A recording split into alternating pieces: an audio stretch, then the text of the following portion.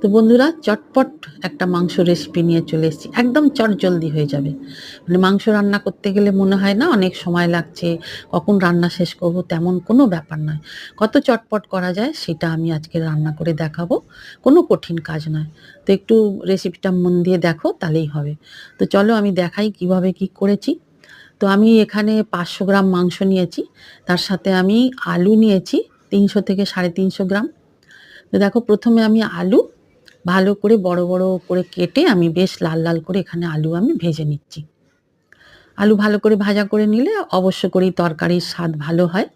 তো আমি আলু সুন্দর করে ভাজা করে আমি আলু ভাজাটা তুলে রাখবো। রেখে এই তেলেই আমি মাংস রান্না করব। তো দেখো, প্রথমে আমি সমস্ত ভাজা আলু তুলে নিচ্ছি, আর রান্নাটা আমি সর্ষের তেলে করছি। এই তেলের মধ্যে দেখো আমি একটু গরম মসলা সামান্য দিয়ে দিলাম, আর একটু পেঁয়াজ দিয়ে দিলাম। দুটোর মতন, মানে দুটো পেঁয়াজ মিডিয়াম সাইজের কেটে দিয়ে দিয়েছি। এবার আমি ম্যারিনেট করা মাংসটা দিয়ে দেবো।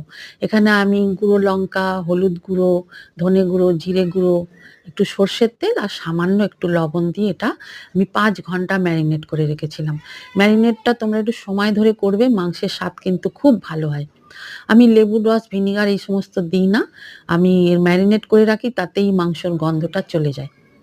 এবার দেখো, ঢাকা চাপা দিয়ে দিয়ে বেশ কিছুক্ষণ ধরে মাংসটা কষতে হবে। দেখো, মাংস থেকে জল ছাড়ছে। এরপরে একটা আমি মশলা তৈরি করে নিয়েছি।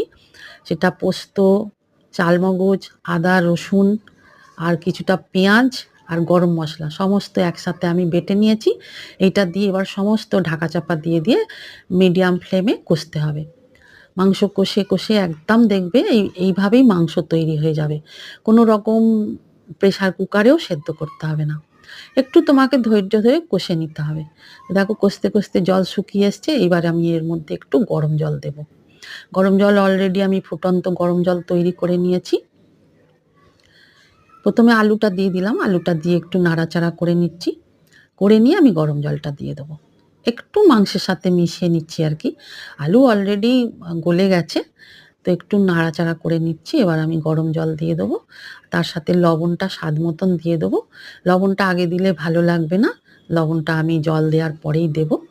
তো দেখো, জল দিয়ে আমি মিনিট 10 ফুটিয়ে নেব। নিয়ে ওপর থেকে কাঁচা লঙ্কা ছড়িয়ে আর ঢাকা চাপা দিয়ে যদি তুমি আধা ঘন্টা রেখে দাও, তারপর গরম গরম পরিবেশন করবে। মাংস একটু সময় ধরে রান্না করাই ভালো। তো বন্ধুরা, আবার আসবো নতুন কোনো রেসিপি নিয়ে। ততক্ষণ তোমরা রান্না করে খাও, আমাকে কমেন্টে জানাবে। থ্যাংক ইউ বন্ধুরা। টাটা সবাইকে। সবাই ভালো থেকো, সুস্থ থেকো। আবার চলে আসবো নতুন রেসিপি নিয়ে। আশা করি সবার ভালো লেগেছে। টাটা।